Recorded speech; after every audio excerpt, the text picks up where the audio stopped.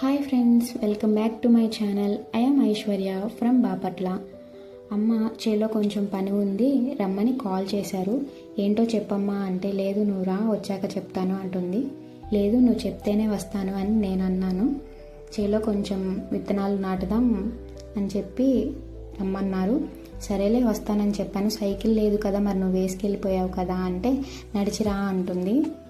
సరేలే ఇంకా వస్తానని చెప్పి తప్పదు కదా, వెళ్ళిపోతున్నాను.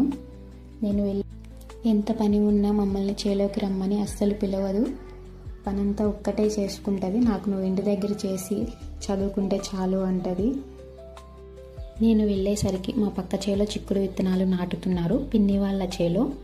పిన్ని అంటే పల్లెటూరు కదండి, అందరూ రిలేషన్స్తోనే పిలుచుకుంటారు. సో నాకు పిన్ని వరుస అవుతారు. ఇక్కడ నాటడం అయిపోయాక మా చేలో కూడా మళ్ళు కొట్టి విత్తనాలు నాటాలంట, అందుకే నన్ను రమ్మన్నారు. ఇప్పుడు నాటుతున్న విత్తనాలు గోరు చిక్కుడు విత్తనాలు, ఇంగ్లీషులో క్లస్టర్ బీన్స్ అంటారంట. నాకు కూడా తెలియదండి, జస్ట్ ఇప్పుడే గూగుల్ చేశాను. వీడియో తీస్తున్నానమ్మ హాయ్ చెప్పమంటే చెప్తున్నారు. చాలా ఇన్నోసెంట్ అండి అమ్మ. పిన్ని వాళ్ళ చేలో విత్తనాలు నాటడం అయిపోయిందండి. అమ్మ నేను కలిసి మా చేలో మళ్ళు కొడుతున్నాము. అన్నయ్య ఉంటే వాళ్ళే కొట్టుకునేవారు, బట్ అన్నయ్య వేరే ఊర్లో ఉన్నాడు. నాకు తప్పదు, అయినా కానీ మన పని మనం చేసుకోవడంలో తప్పేముందిలేండి. నా లైఫ్లో ది మోస్ట్ ఇంపార్టెంట్ పర్సన్ అది ఎవరైనా ఉన్నారు అంటే అమ్మేనండి. మా కోసం చాలా కష్టాలు దాటి మమ్మల్ని చదివించారు. మీ కాళ్ళ మీద మీరు నిలబడితే చాలు అంటుంది. నాకు చదువు లేక చాలా కష్టాలు పడ్డాను, మీకు ఆ బాధలు ఉండకూడదు అని చదివిస్తున్నాను అంటూ ఉంటుంది. అవునండి, మా కోసం చాలా స్ట్రగుల్స్ ఫేస్ చేసింది, ఇంకా ఫేస్ చేస్తూనే ఉంది. ఐ హోప్ మా అన్నయ్య నేను మంచిగా సెటిల్ అయ్యి మా అమ్మని బాగా చూసుకోవాలి. మళ్ళన్నీ కొట్టడం అయిపోయాక మా చేలో కూడా అమ్మ పిన్ని నేను కలిసి విత్తనాలు నాటేస్తున్నాం.